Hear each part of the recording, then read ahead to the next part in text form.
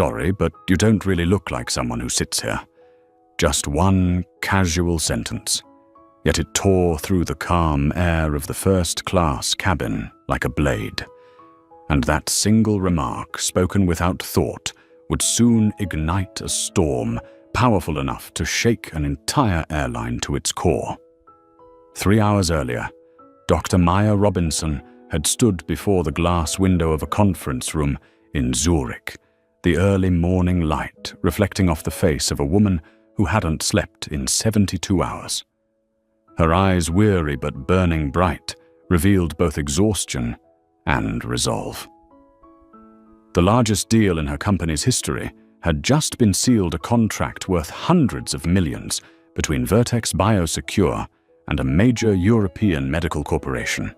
She had won. But victory didn't bring relief, only the weight of expectation, the unspoken pressure of proving that a woman of color could stand at the head of the global table. When Maya boarded Skylux Airways Flight 718, she no longer looked like the powerful CEO celebrated by the press. Instead, she looked like a 38-year-old woman in a soft black tracksuit, her hair tied neatly in a bun, wearing worn white sneakers, and carrying an old leather briefcase close to her chest. Inside it were not only the signed contracts, but the proof of a lifetime spent claiming her place in a world that scrutinized her every step.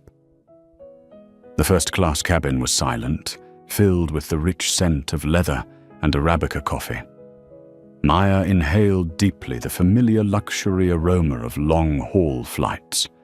She didn't need champagne or a forced smile from the flight attendants.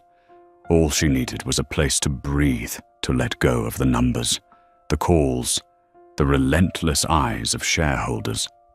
Seat 1A, a leather cocoon of privacy and quiet, felt like her own small universe. She placed her briefcase beneath the seat, removed her watch, and leaned back slowly. A long sigh escaped her lips, heavy, yet freeing. For a moment, the noise of the world melted away. She closed her eyes, letting the hum of the aircraft and the rhythm of her heartbeat merge, the data and deadlines dissolving in the quiet. But before sleep could find her, a sharp, sugary voice sliced through the calm. "Excuse me, Mum. I believe you're in the wrong seat." The words cut through her half-dream-like ice. Maya opened her eyes. Standing before her was a woman in her early 40s, blonde hair tied in a tight bun, a forced smile that was polite only on the surface. The shiny name tag on her chest read, Kelly Morgan. Maya frowned slightly. "I don't think so. My seat is 1A. She gestured toward the boarding pass resting on her lap. Kelly didn't even glance at it. Her smile stayed thin and brittle. "Ah, I see. It happens often, you know. First class can be a little hard to tell apart." Her eyes moved up and down Maya's frame, taking in the absence of designer labels, the lack of jewelry, the missing symbols of wealth or status, seeing only calm composure.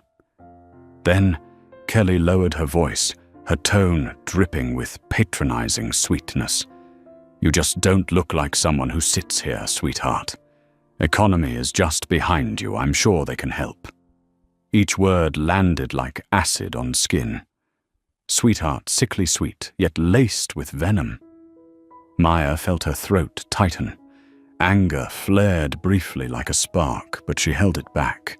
She had spent years mastering composure in boardrooms full of men who thought women existed only to pour coffee. She had learned that silence could be sharper than any shout. Her voice was low but steady. "I am sitting exactly where I belong." She lifted the boarding pass, holding it up to Kelly's eye level. "Maya Robinson, seat 1A.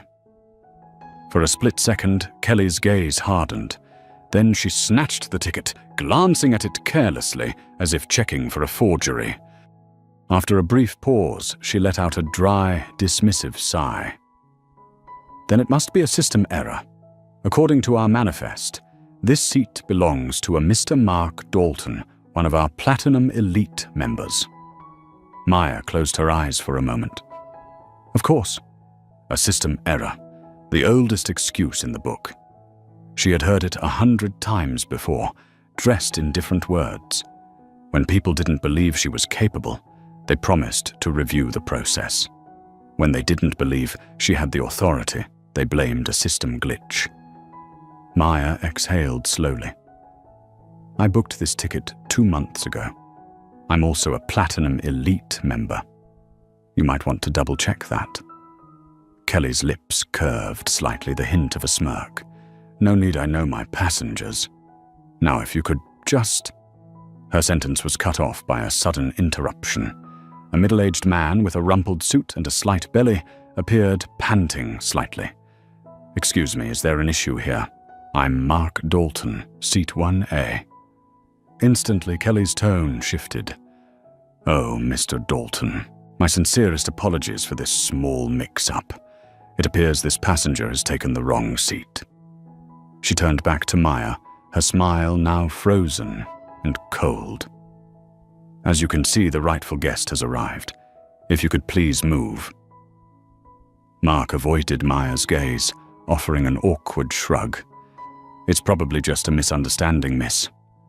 No harm done. Maya looked directly into his eyes, the eyes of a man perfectly content to benefit from her silence. No, she said, her voice low but resonant. I'm not going anywhere. This is the seat I paid for, and I have every right to sit here. I won't move just because someone thinks I don't belong. The air grew thick, the kind of silence that hums with discomfort. A few passengers turned to look. A man coughed, loudly annoyed. Maya could feel their stares, half curious, half judgmental, pressing against her like a heavy cloak. Kelly's jaw tightened her polite facade, cracking into irritation. I'm sorry, but if you refuse to cooperate, I'll have to call the captain. And once that happens, things will get much more complicated. She turned sharply, her heels striking the floor like the ticking of a countdown. Maya leaned back in her seat, closing her eyes again, her heartbeat slow but heavy. She knew exactly what was coming, and this time she wouldn't bow her head. She was no longer the young engineer who once stayed silent when someone called her the diversity hire. She was no longer the woman who smiled politely while her authority was questioned in her own company. On this flight, she wouldn't just be a passenger. She would be a tester mirror held up to an entire system that believed power had a color.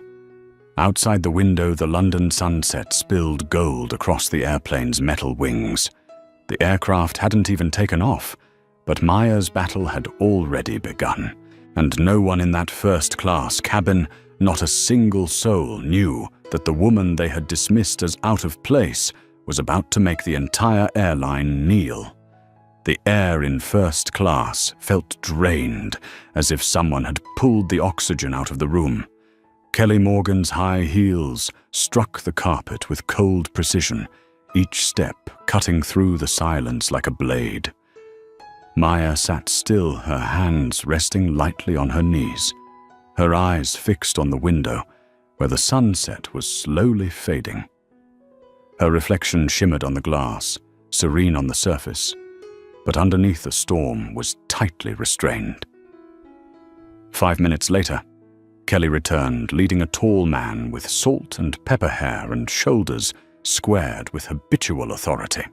Captain Thomas Reed, 55 years old, a man once celebrated as the symbol of discipline at Skylux Airways. He didn't look at Maya right away, instead exchanging a knowing glance with Kelly, the kind of look shared by people who trust each other more than they trust the truth. Ma'am Reed began his rough voice, carrying the weight of command. I understand there's been a little mix-up with the seating. Maya turned calmly toward him. It's not a mix-up, Captain. I'm in my assigned seat. But this flight attendant believes it belongs to someone else. I've already shown her my ticket. but she refused to check. Kelly cut in, her tone dripping with honey. Yes, but my manifest clearly lists passenger Mark Dalton, Platinum Elite member. And this passenger here, she let her eyes sweep Maya from head to toe, seems to have confused her section. Reed exhaled, pulling a tablet from his pocket and tapping a few times before saying, "The manifest does show Dalton in seat 1A. Perhaps the system didn't update after a change, or it could be a clerical error." He spoke without looking at Maya, his tone that of a man eager to end the situation quickly and get the flight moving. "Then why not verify it properly?" Maya asked, her voice low but sharp as steel. "My ticket clearly states my name. I paid for this seat 2 months ago. And yet you're relying on an unconfirmed system error to remove me from it."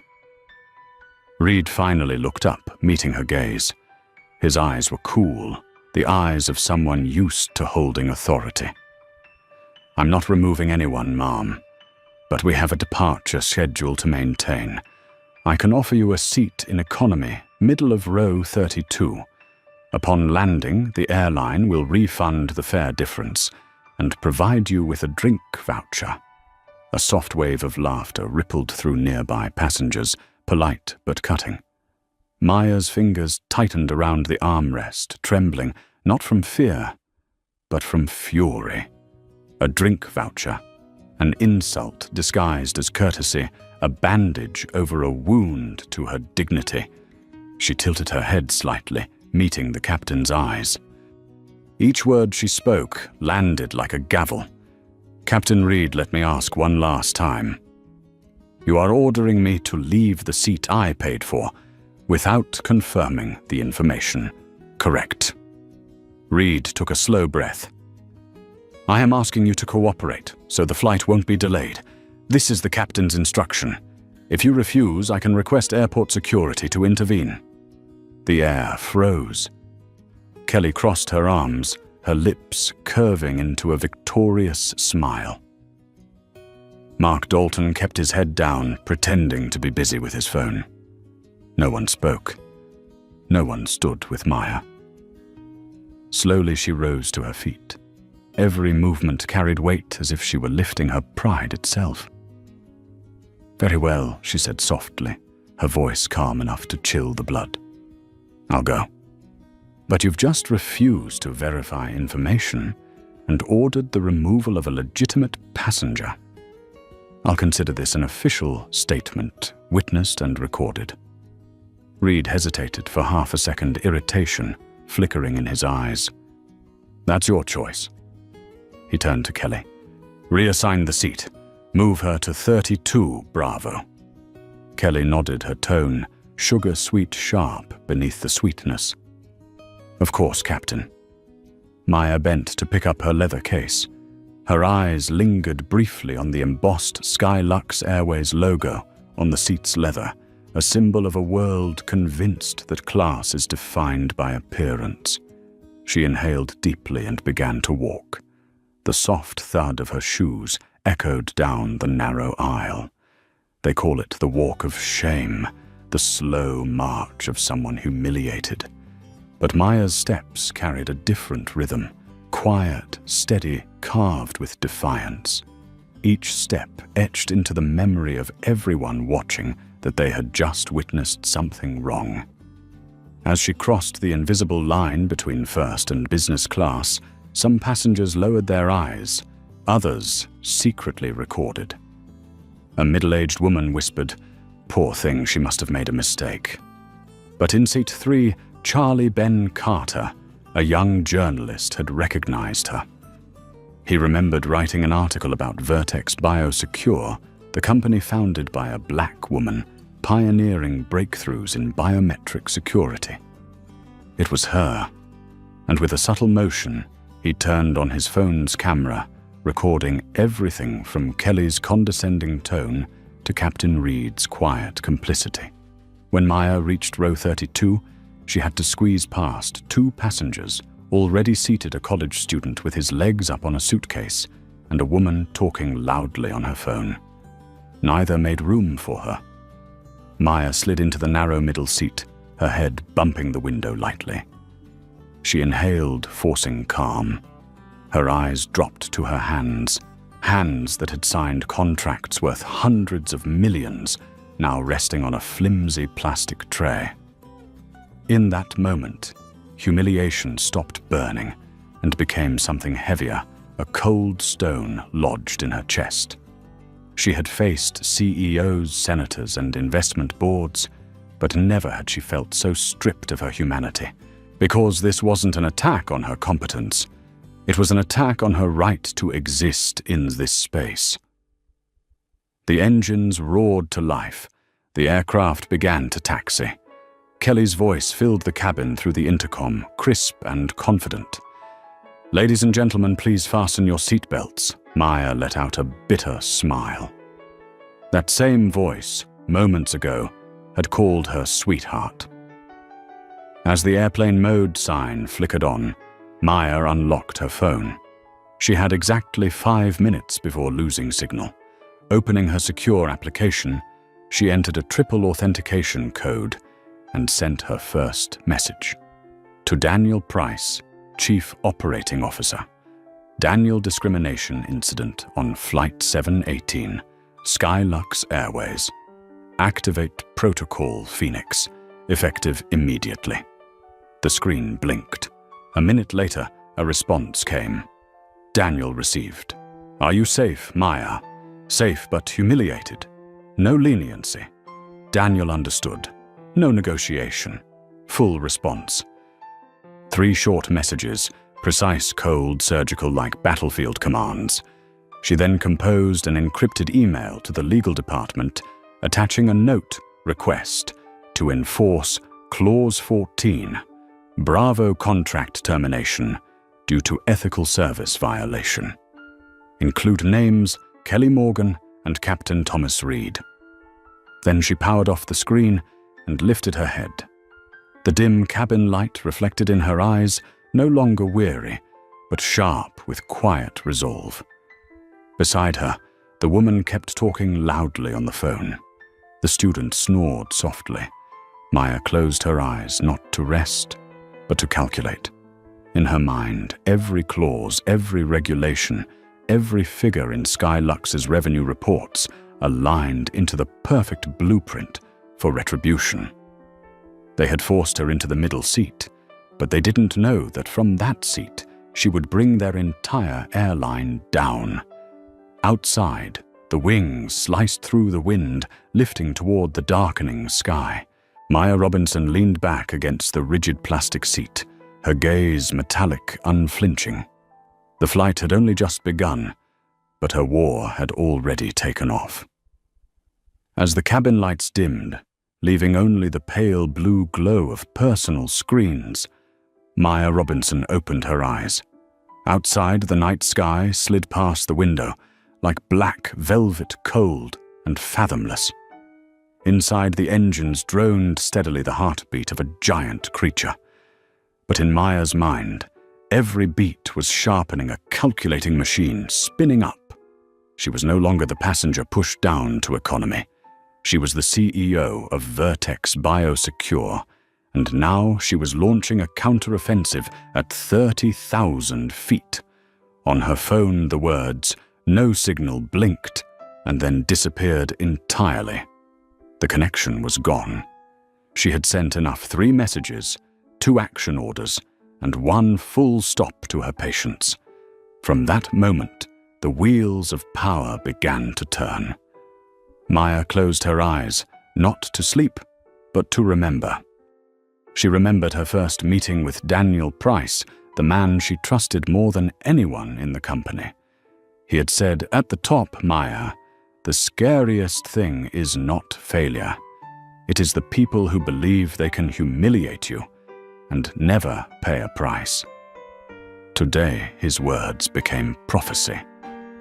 Economy class shuddered as the plane crossed a patch of turbulence. She opened her leather case and pulled out her laptop, a thin, black, precise device, an internal Vertex prototype. With a few keystrokes, it linked to a private security network, allowing offline access. The screen brightened. Maya opened a file titled Phoenix Protocol, a name she had chosen months earlier after a similar incident when a young female Vertex employee was treated rudely at a VIP counter simply because she did not look like a business person. Maya had sworn it would never happen again. Now she herself would test the rules she had created. She entered the activation command. Lines of text flashed like tactical code. Phoenix Protocol execution initiated. Terminate all vendor agreements under ethical violation clause. Notify legal compliance public relations. Activate automatic penalty deduction. She smiled thinly, not with joy, but with the certainty of someone who had chosen a path with no retreat. They wanted to humiliate her in public, so she would make them pay in public. 2 rows ahead, a soft click broke the hush. The lens of Ben Carter's camera glinted in the dark. He was still filming. He had captured everything from Kelly Morgan saying "sweetheart" to Captain Reed, ordering escort her if necessary. Now he recorded this too, the woman dragged to a middle seat, typing with a calm that chilled the air. Ben felt something shift inside his chest. He had written hundreds of pieces on corporate culture and fallen CEOs, but he had never seen anyone hold themselves like this. No shouting, no pleading, only action cold and precise, rewriting the rules of power in midair. 2 hours later, as the service lights softened, Kelly pushed the beverage cart down the aisle. Her smile had returned bright and artificial, but when she reached row 32, their eyes met. For a single second, a chill went through Kelly's spine. Maya's eyes were not angry and not resentful. They were as quiet as a deep lake, and inside them was something Kelly could not name power. Kelly averted her gaze and addressed the passenger beside Maya. "Would you like something to drink, ma'am?" The question was indifferent. Maya remained silent. Kelly waited 3 seconds, then turned to the other side, ignoring her completely. It was a small moment that might pass as accidental to anyone not looking closely. But Maya logged it, every detail, every gesture, every word. She was building a record not merely to win, but to change the rules. Once the plane settled into cruising, Maya opened a new document, Title Zero Tolerance Policy Draft. She began to type each sentence cut into the page like a chisel into stone. No employee of Vertex will endure discrimination or insult while working with any partner. Any partner in violation will have their contract terminated immediately. No negotiation, no exceptions. Beneath the line she paused, her vision blurred. For years she had tried to prove that success could be a shield, that if you climbed high enough you would be respected. Yet some people still saw only skin hair and a tracksuit. She exhaled and added one final line.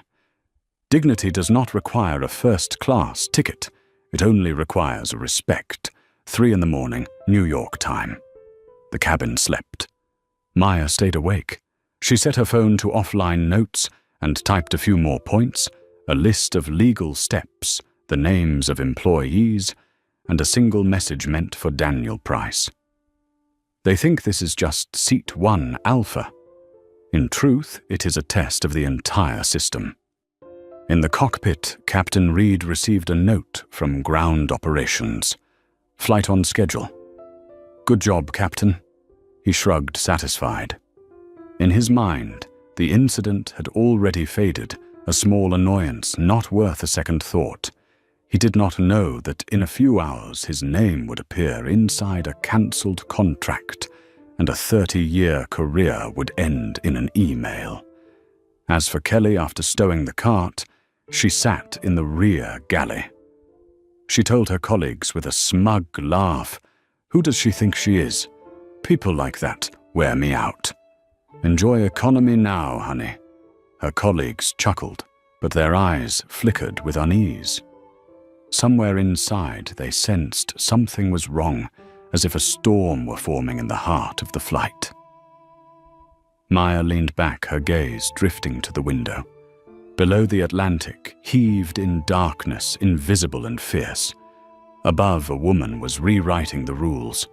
She knew that by morning, when the plane touched down, everything would be different. Skylux Airways would no longer be a partner. Kelly Morgan and Thomas Reed would answer to a board. Most of all, Vertex would open a new chapter written by her own resolve. She smiled this time for real. Not for victory, but for the knowledge that sometimes standing up is not a reaction. It is the only way to exist. Outside, the sun began to rise along the horizon, a red flare washing over the silver wing. A quiet moment, heavy with promise. Maya opened her eyes and spoke a vow in the silence of her own mind. "You can push me into a middle seat, but I will make you kneel before justice." The aircraft surged through the clouds toward New York, the city of opportunity, and the place where Skylux's reckoning waited. Above, dawn spread across the steel wing. A new chapter of the fight had begun, and Maya Robinson, the woman once called Sweetheart, had become the storm named Phoenix. A sharp screech filled the air as the airplane's wheels touched the runway at JFK. The cabin trembled, a soft jolt, making the coffee cups on the tables quiver. Passengers applauded out of habit, while Maya Robinson simply opened her eyes, her dark pupils reflecting the morning light that pierced through the small window. In that moment, she didn't just see New York. She saw the battlefield waiting for her, a war that required no weapons, only truth and the precise use of power. As the seatbelt sign turned off, the cabin burst into motion. The sounds of Zipper's laughter and rolling suitcases blended into a familiar symphony of chaos. But inside Maya's mind, everything was silent. She was waiting. Her phone vibrated. The signal had returned. The screen lit up messages flooding in like silver bullets. Daniel Price Phoenix executed. Skylux corporate account terminated. Legal and PR waiting at JFK. Robert Peterson, Vice President of Skylux. Dr. Robinson, I'm at the gate. Please let me meet you immediately. Legal team dossier complete. 14 active complaints, 3 involve flight attendant Kelly Morgan. Maya nodded slightly. Everything was unfolding exactly as planned, smooth, cold, and irreversible. She folded her laptop, took her leather case, and stayed seated while the others rushed to stand. Someone who had already walked through humiliation no longer needed to fight for the front of the line.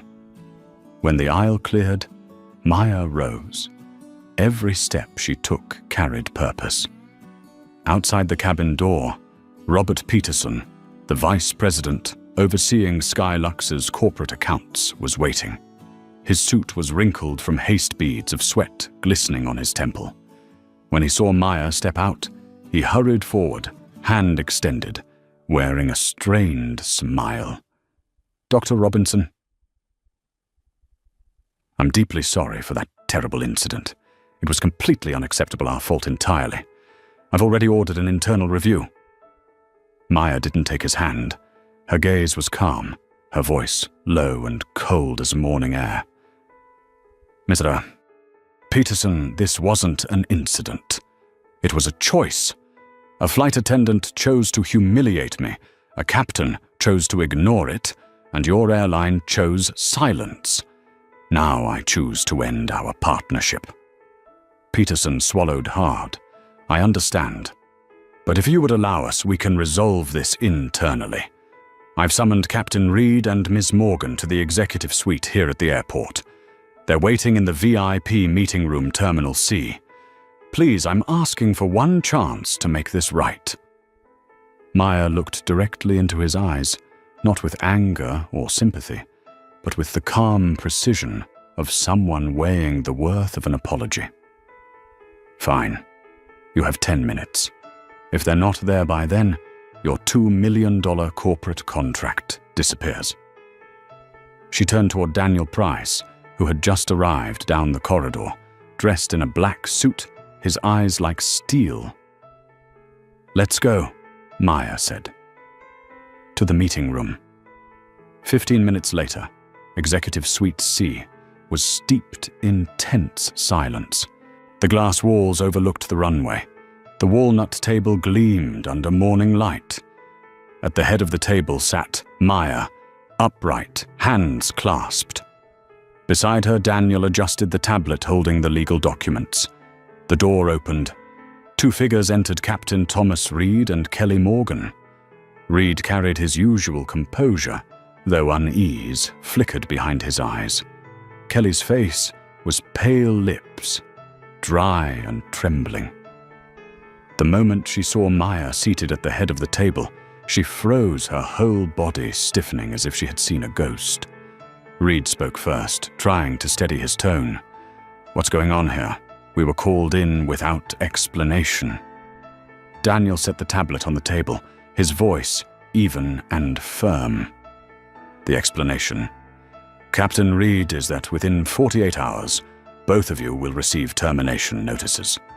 Today, we're informing you in person." Kelly's eyes widened. "What fired?" "Over a misunderstanding." Maya leaned forward, her gaze slicing through Kelly like a blade through silk. "Not a misunderstanding. Discrimination, disrespect, systemic humiliation. I don't need you to like me, but I demand that you respect the person who pays for your company to exist."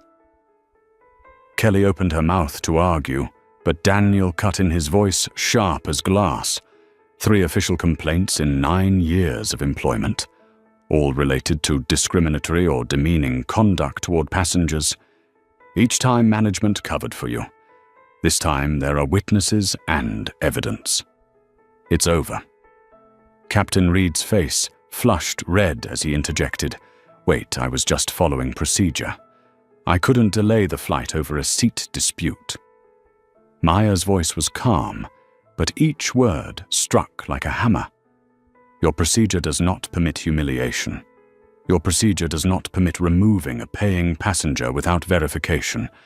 And my procedure officially ends every partnership with Skylux Airways." Peterson's back was damp with sweat. He stepped forward quickly, voice trembling.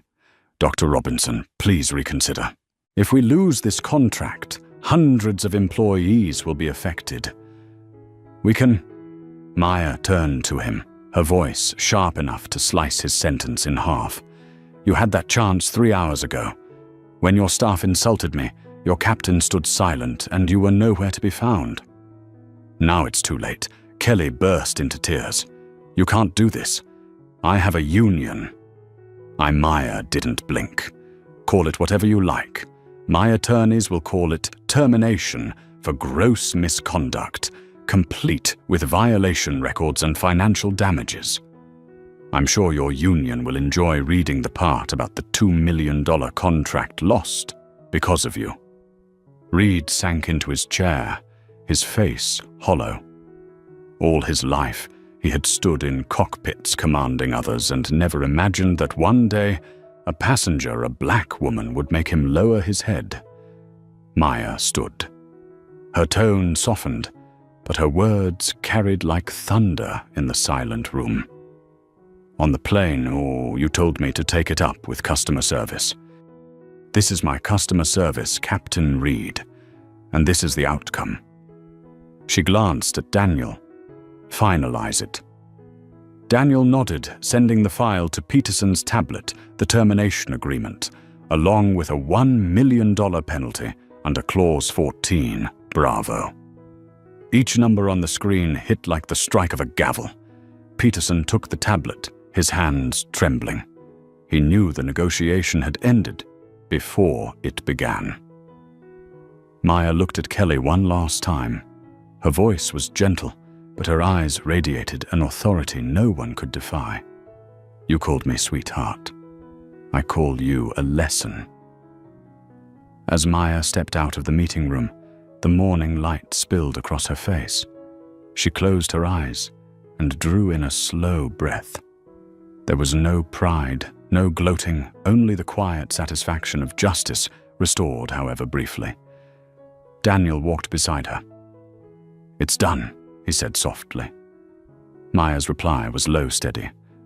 "No, it's only beginning." Because she knew that justice was only the opening act. The real reckoning, the ripple that would spread far beyond a single airline, was just beginning to take form. Outside the glass wall, a Skylux aircraft with its silver logo gleamed under the sun, preparing for its next flight. None of the passengers boarding knew that within hours that name would be plastered across headlines for losing $1 million contract due to discrimination. And Maya Robinson, the woman once dragged to a middle seat, now walked out of the airport, her back straight, her steps cutting through the bright New York morning. A new chapter had begun. No longer the woman who was insulted, but the one who would make the world look in the mirror. 2 days after the confrontation at JFK, New York, felt like it was living through a springtime of Maya Robinson. Vertex Biosecure had just announced the completion of the Zurich deal. The stock ticked up, and the media praised her as a black woman CEO, leading a wave of ethical technology. Yet in that very moment, as Maya believed the turbulence had passed, another storm was quietly forming, fiercer and more poisonous. And this time, it did not attack contracts. It went for her dignity. Tuesday morning, sunlight pierced the blinds of the 50th floor office of Vertex Tower, washing over the glossy black desk where Maya was signing documents. Daniel Price stepped in his face, so grave that every sound in the room seemed to stop. He said nothing, simply set a tablet in front of her. On the screen, a bold headline unfurled: "Power-drunk female CEO fires an entire flight crew over a seat mix-up Skylux, calls it a terrible truth." Below it, a photo of Maya from a conference 2 years earlier, the harsh lighting making her look cold, almost arrogant. The caption read, "Maya Robinson, the woman who cost 2 employees their jobs over a seat." She read each line slowly, her eyes cooling to steel. The article was long and detailed, built like an indictment. The primary narrator was Kelly Morgan. The prose dripped with manufactured tears. I was only doing my job. I politely asked her to change seats because of a system glitch, but she started shouting, saying, "Do you know who I am? I have never seen someone so arrogant." I followed procedure, yet she destroyed my career. Alongside was a quote from Captain Reed. I tried to mediate, but Ms. Robinson refused to listen. She threatened us, said she would cost us our jobs. I think she needs help more than power. A flawless distortion, a story retold from the eyes of liars. And the cruelest part was this: people believed it. 3 hours later, the hashtag #FireMayaRobinson flooded Twitter. Who does she think she is? Power makes people lose their humanity? Another hypocrite dressed up as a CEO. Daniel slammed his palm on the desk. We have evidence cameras, witnesses, everything. How can they publish this without verification? Maya closed her eyes, briefly steadying herself. Because the truth does not sell ads, Daniel. Tears do. She stood and looked out the broad pane toward Manhattan. The traffic far below moved like public opinion, fast, chaotic, and impossible to control. What do you intend to do? Daniel asked. Nothing yet? Maya replied. Sometimes the most dangerous thing is acting while you are still angry.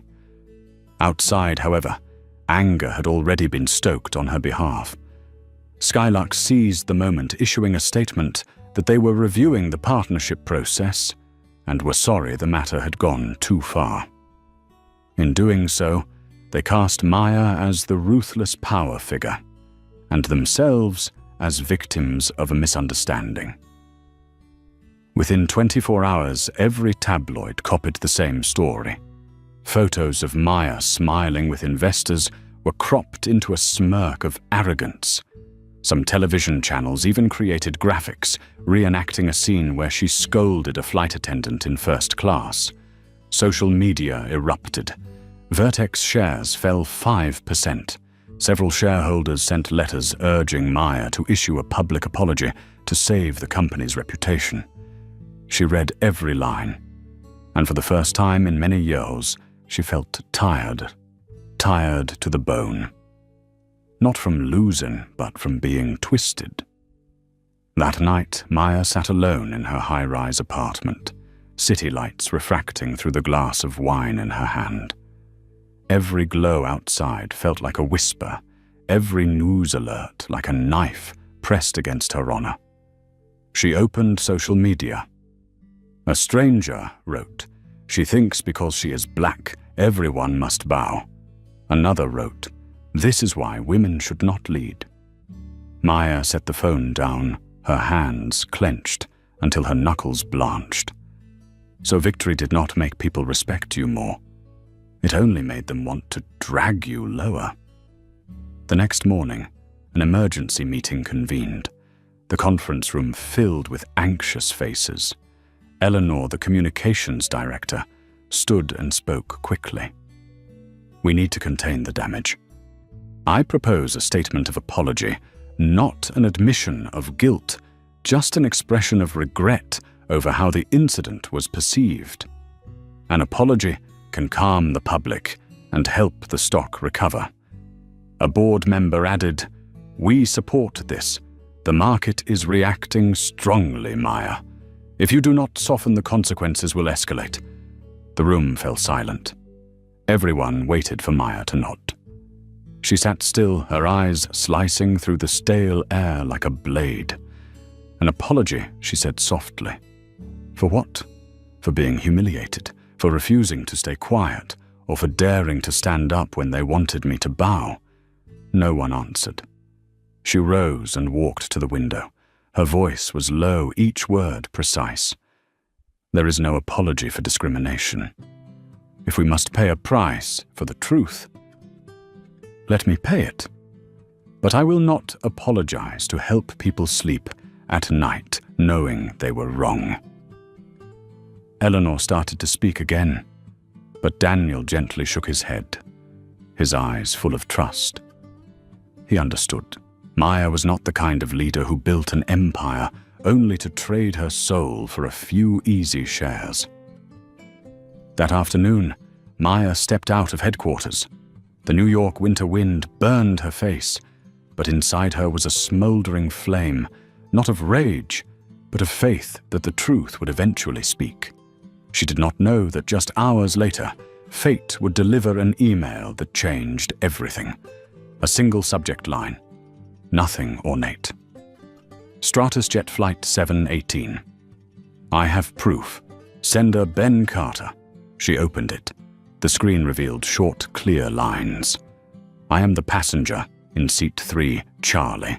I recorded the entire incident from the first second to the last. I do not want money. I want justice." Maya held her breath and opened the attachment. In the quiet room, Kelly's sweet and poisonous voice rang out clearly. "Sweetheart Economy is in the back. You do not look like someone who sits here." Every word cut the air like a blade. Then came Maya's voice, steady. "I am in my assigned seat." Then Captain Reed, "We can ask you to leave the aircraft." Every sound was a piece of evidence, an irrefutable truth. Maya sat still, one hand covering half her face, tears falling silently, not from sadness, but because after all the humiliation, justice finally had a voice. She opened her laptop and typed a single line to Daniel. "Prepare a press conference. Tomorrow morning, I will not defend myself. I will teach them what truth sounds like. Outside, the Manhattan night sky brightened with electric light. The media storm that seemed to swallow her whole would now become the stage on which she returned the truth to justice. The next morning, a thin layer of fog blanketed Manhattan, as if the entire city were holding its breath. Inside the glass tower of Vertex, the 50th floor was already ablaze with light. People rushed about, phones rang non-stop, but at the center of it all, Maya Robinson remained calm, the still point in the eye of the storm she herself had summoned. In front of her, the laptop screen glowed, playing the recording Ben Carter had sent. Each time Kelly Morgan's voice said the word sweetheart, it hit like a bullet through the wall of lies she had built. And with every breath, Maya took something inside. Her shifted. It was no longer the pain of a victim, but the resolve of a woman about to make the world bow. "Eleanor, is the presentation ready?" she asked softly, her tone gentle as a breeze, yet carrying the force of command. "All set," replied. The communications director eyes lowered. "The slides, the audio, and the verified video from Ben Carter are ready." Daniel Price approached, setting a cup of coffee on the table. "Maya, there's still time to pull back. If you release this recording, this won't just be vindication. It will be war." Maya looked up, her gaze fixed on the sunrise spilling across the skyline. "Then let it be war," she said quietly. "Not against them, but against the silence we've endured for too long." 11:45 that morning. The Vertex press room was packed. Over 100 journalists filled the space cameras, flashing lights, blazing curiosity thick in the air. At the front stood a black backdrop with white letters, "The truth has a voice. Vertex biosecure." Reporters whispered to each other, "Is she going to make excuses? Maybe she'll cry like the others." None of them knew that within 15 minutes, they would witness one of the most memorable press conferences in modern media history. The lights dimmed, the cameras stopped whirring, the side door opened, and Maya Robinson walked in. No bodyguards, no lawyers, just a woman in a navy blue dress posture, straight eyes, bright and unflinching. She didn't stand behind a podium. She sat on a tall chair in the center of the stage, holding the microphone in both hands. For the past 7 days, Maya began her voice, low but steady. "You've heard a story. A dramatic story with a villain me and a pair of poor, innocent victims. I'm not here to tell a different story. I'm here to let you hear the truth." The room fell silent. Maya nodded to the technician. The screen behind her lit up, displaying Ben Carter's blog logo, then a title, audio record Skylux, Flight 718, Seat 3, Charlie. A click sounded. Then stillness, then Kelly Morgan's syrupy voice filled the room. "Excuse me, ma'am. I think you might be in the wrong seat." Then Maya's voice, weary but clear.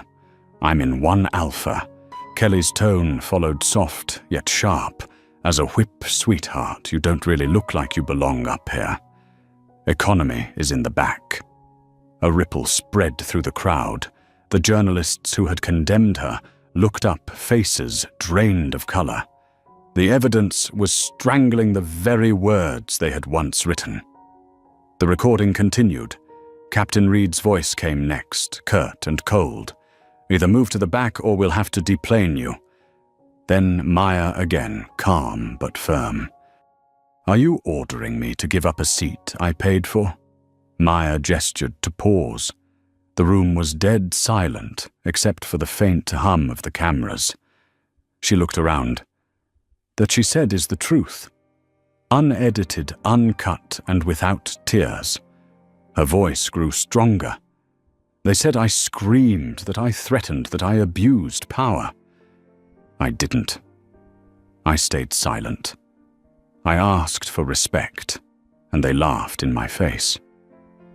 Then they told the world I was arrogant, and the world believed them because they were the nice service workers, and I was the powerful black CEO. She paused, her voice catching slightly, but her eyes shone bright as flame. This isn't just my story.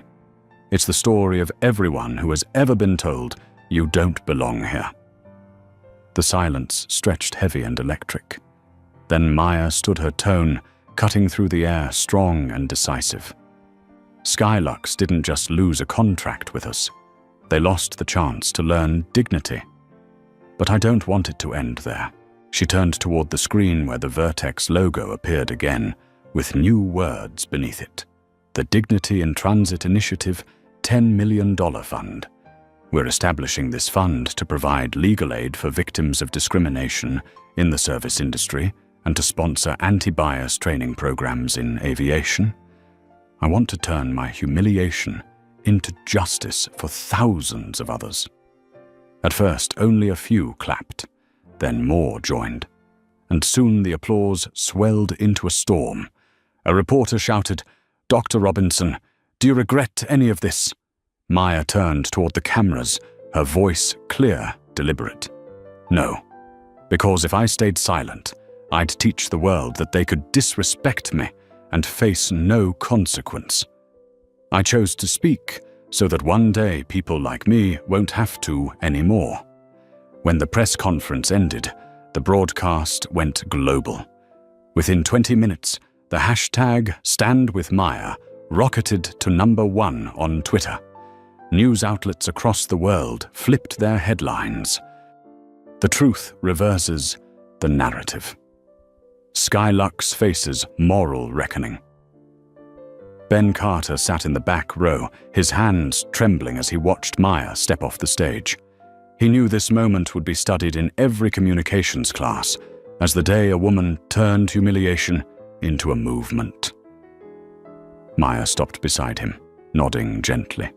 "Thank you, Ben. You didn't just save me, you saved everyone who hasn't been heard." Ben's voice cracked. "No, you saved the story. I just pressed record." That afternoon, chaos consumed Skylux headquarters. The video spread like wildfire. A flood of angry emails poured in from customers. The company's stock plunged 15%. The communications director resigned. Kelly Morgan, once weeping for sympathy in tabloids, now faced an avalanche of threats. Captain Reed was suspended, and Skylux issued a public apology, pledging a $2 million donation to Maya's new fund. That night, Maya stood on the rooftop, the city sparkling below like a field of stars. Daniel joined her, handing her a phone. "Good news," he said. "The stock's up 10 points. But there's something even better.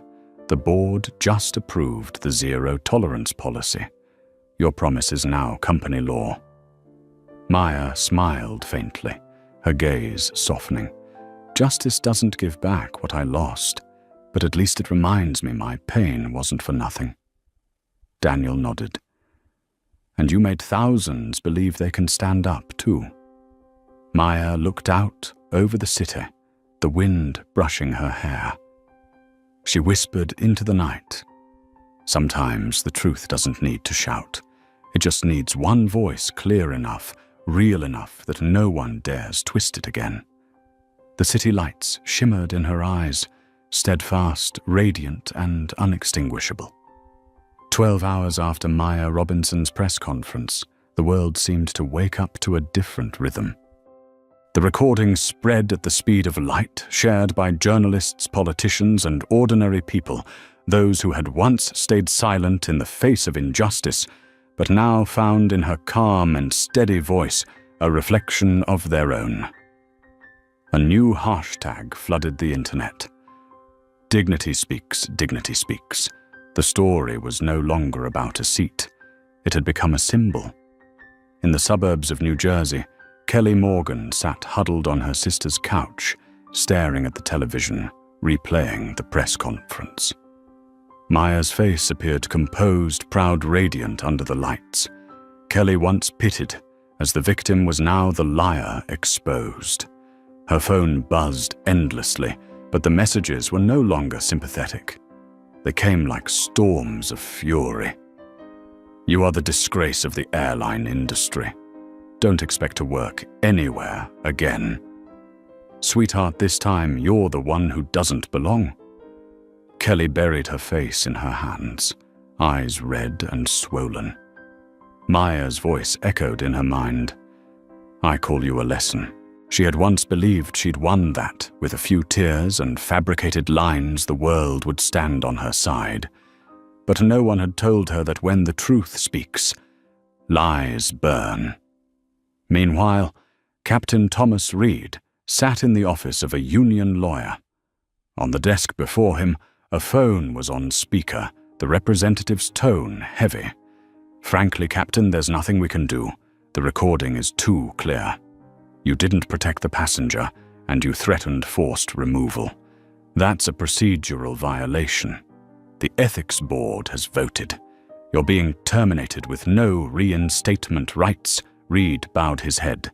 30 years in aviation, erased in minutes of audio. He remembered Maya's eyes that day. Not angry, just quiet, as if she had already seen this ending. At Skylux Airways headquarters, an emergency meeting stretched through the night. CEO Robert Peterson sat at the center of the table, pale and worn. The company's stock was plummeting. Shareholders were outraged, and reporters camped outside. "We need to issue a public apology," said the PR director voice, trembling. "And we must donate to Dr. Robinson's Dignity in Transit Fund, not just to redeem ourselves, but to survive." Peterson rubbed his temples. "Do it." He knew that from the moment the audio was released, Skylux had ceased to be a luxury airline. They had become a case study in blind corporate culture. Within 24 hours, the press conference video reached 50 million views. CNN, BBC, The Guardian. The New York Times, every outlet carried the story. The headline that echoed most, "The woman removed from first class who made the world listen." The media reversed itself overnight.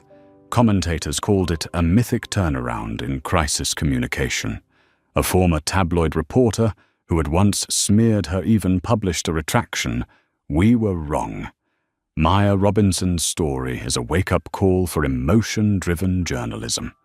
That evening, Maya sat in her office, looking at a world map glowing on her screen. Each light represented a country where the video was being shared. Daniel entered with a report in hand. "In the past 18 hours, we've received over 400 partnership requests from international organizations wanting to join the Dignity in Transit Fund.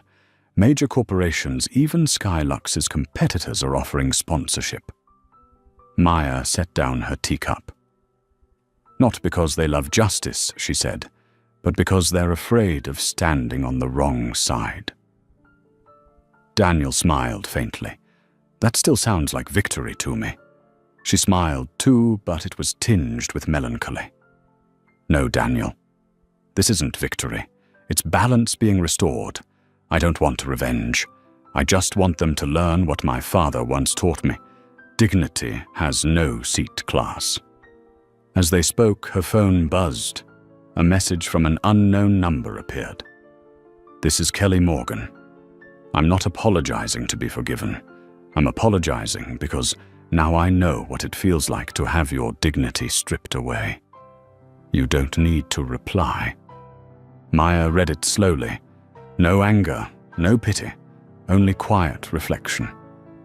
She set the phone down and gazed out the window. Sometimes justice doesn't need punishment. It just needs to be seen. At that same moment, inside Skylux headquarters, CEO Robert Peterson held a brief press conference. Flashlights flickered across his exhausted face. His voice was hoarse, but every word was clear. "On behalf of Skylux Airways, we extend our deepest apologies to Dr. Maya Robinson and to the global community. We failed to uphold human dignity. Skylux will donate $2 million to the Dignity in Transit Fund and will immediately review all internal policies. No words can excuse what happened. We can only act. The speech was broadcast live. A journalist commented afterward, one of the most humiliating apologies in corporate history. That night, Maya returned to her apartment. The room was dim, illuminated only by the city lights streaming through the glass. She stood quietly for a long time. A thin rain fell outside, washing away the dust of darker days. Daniel called. "You won the media today, Maya." She replied softly, "No, the truth won. I just carried it into the light." She stepped onto the balcony, the cold wind threading through her hair.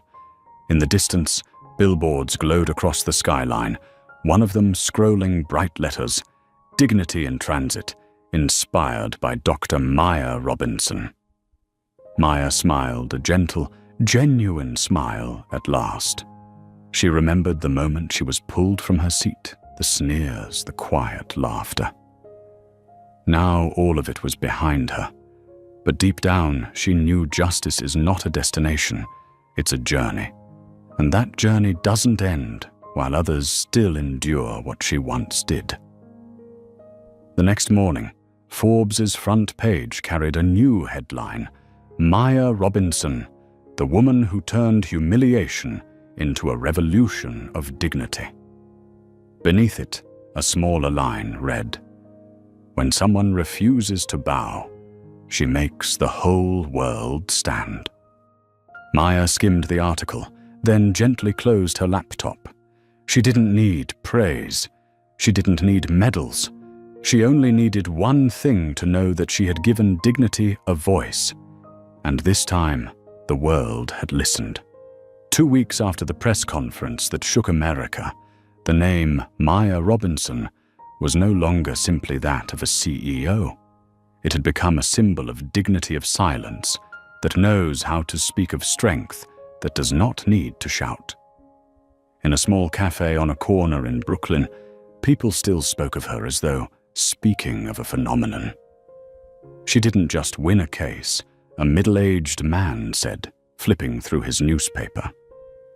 She defeated prejudice. The young barista nodded, her eyes bright. "It's the first time I've seen a black woman be heard without having to apologize for her existence." And somewhere on university campuses, communication students were analyzing that recording as a case study in how truth, when spoken with courage, can save an entire career. While the world praised her, Maya kept her old habit, arriving at the office earlier than anyone else. That morning, the 50th floor of Vertex Tower glowed under the sunlight. She walked down the hallway, passing employees who greeted her with eyes different from before. Not just respect for a leader, but gratitude for a woman who dared to stand up for everyone. On her desk lay a thick stack of printed letters, more than 400 from across the globe. One written in Spanish read, "Thank you for giving me the courage to speak after being humiliated at work." Another from an Indian flight attendant. "We used to stay silent out of fear of losing our jobs. But after your story, we know silence is what truly makes us lose everything." Maya read each line, her eyes shining softly, though her hands remained steady. She was not someone easily moved, but some things transcend success. This was no longer about her. It was about everyone.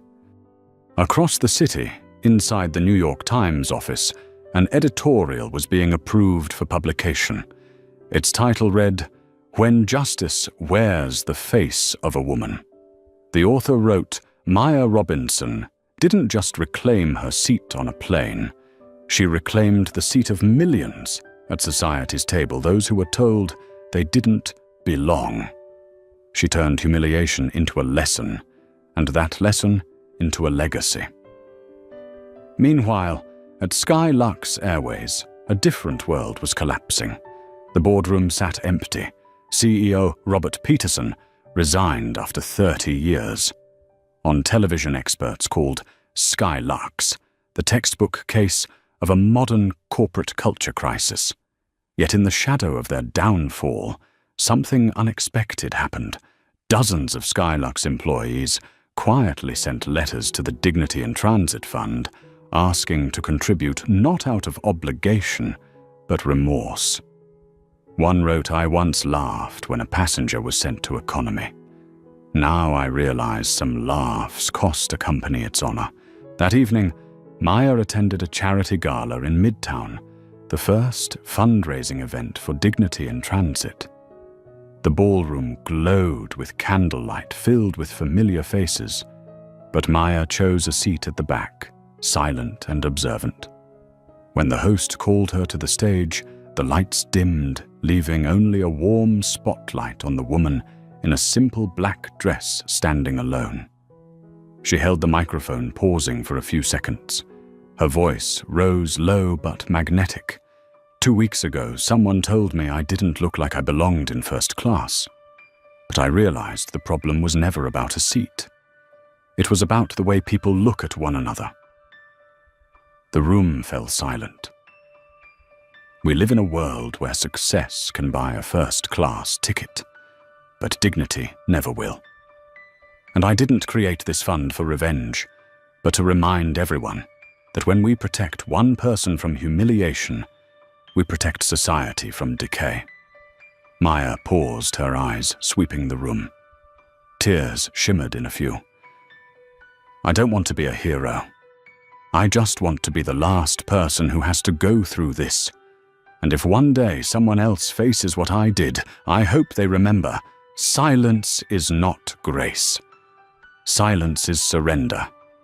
The entire room rose to its feet, applause thundering without end.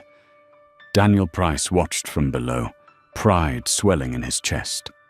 He knew Maya hadn't just salvaged the reputation of a company, she had redefined the strength of a woman in the modern world. After the ceremony, Maya stepped out into the street, bathed in city lights. The New York night breeze brushed through her hair, carrying the faint scent of cherry blossoms from a nearby park. Her phone buzzed a message from Ben Carter. "I've been invited to give a TED talk on the power of truth. Thank you for believing in me." Maya smiled and typed back, "I didn't believe in you, Ben. I believed that justice would always find someone brave enough to press record." She slipped her phone into her coat pocket and looked up at the sky. Somewhere above, airplane lights sparkled as they crossed the city, a reminder that no matter what seat you're in, you have the right to be respected. 3 months later, Dignity in Transit officially expanded to Europe and Asia.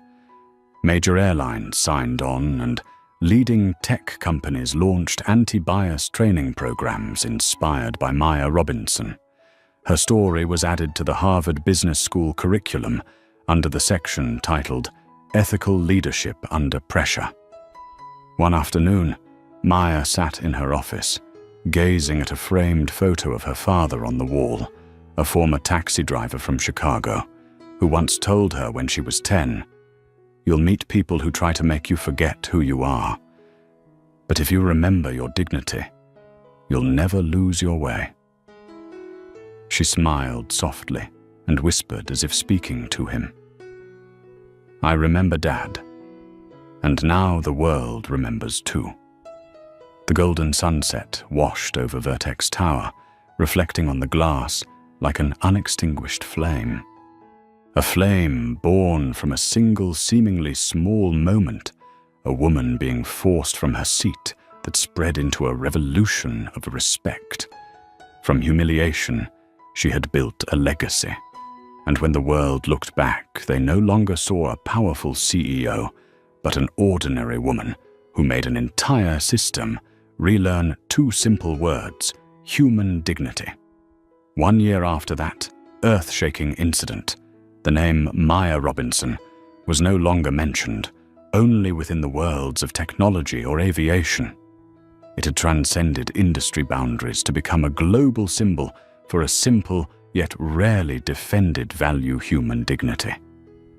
In Maya's office hung a special photograph, the moment she stood in the auditorium, with the words behind her, "Dignity has no seat number." Every time she looked at that picture, she remembered that fateful flight, not as a memory of humiliation, but as the beginning of a journey.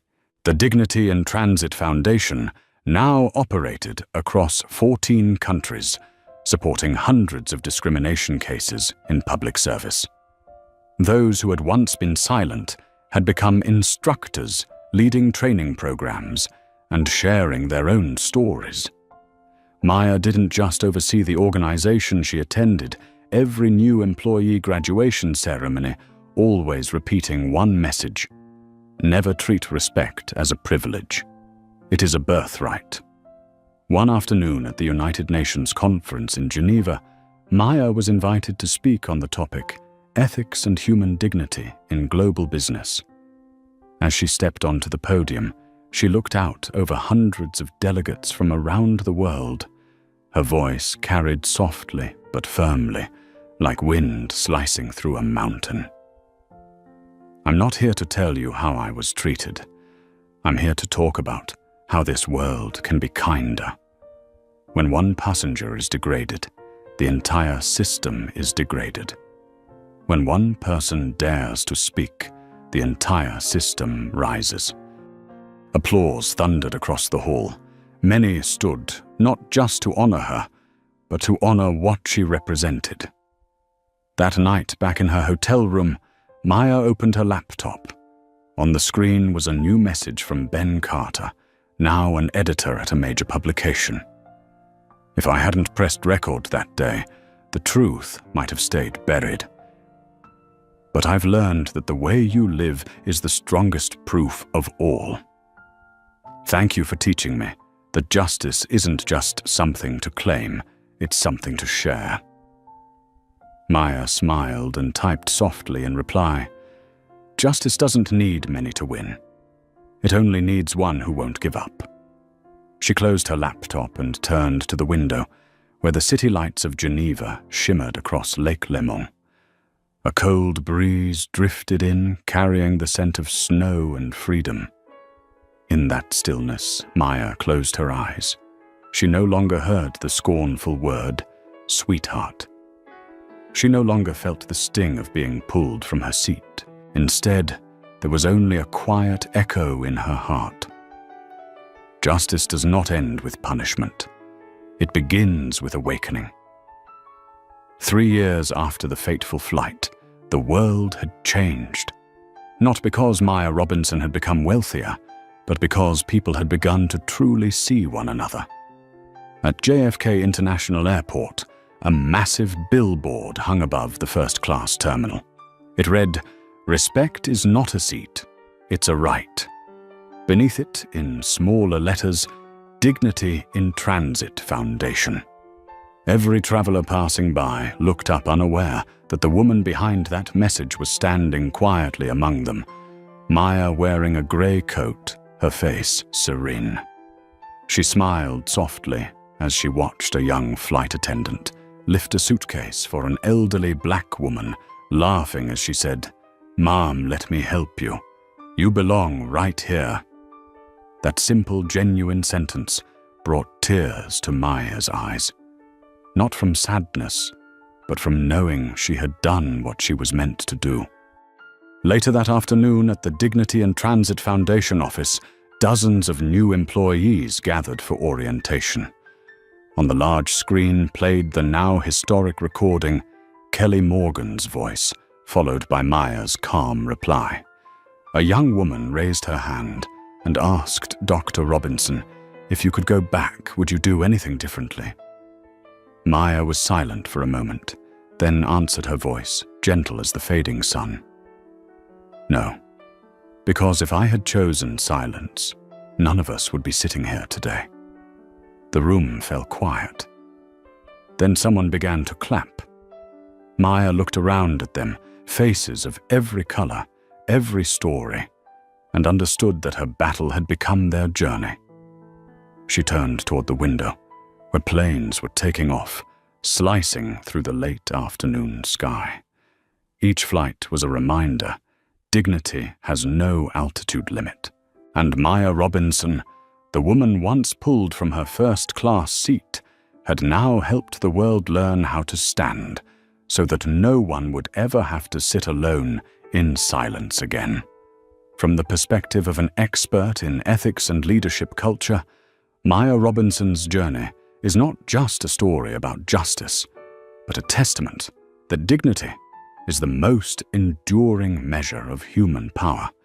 In a world where status can easily blind us, Maya chose to rise, not for revenge, but to awaken awareness. She reminds us that true justice does not begin in the courtroom, but in how we treat one another every day. In a word, a glance, a simple act. Because when one person dares to hold on to dignity amid the weight of prejudice, she not only saves herself, but also clears the path for thousands of others to be seen. If you believe the world needs more people like Maya, then like this video and subscribe to help spread the message of respect and awakening. And before you leave, share your faith in what is right by commenting these words: "Hold your dignity."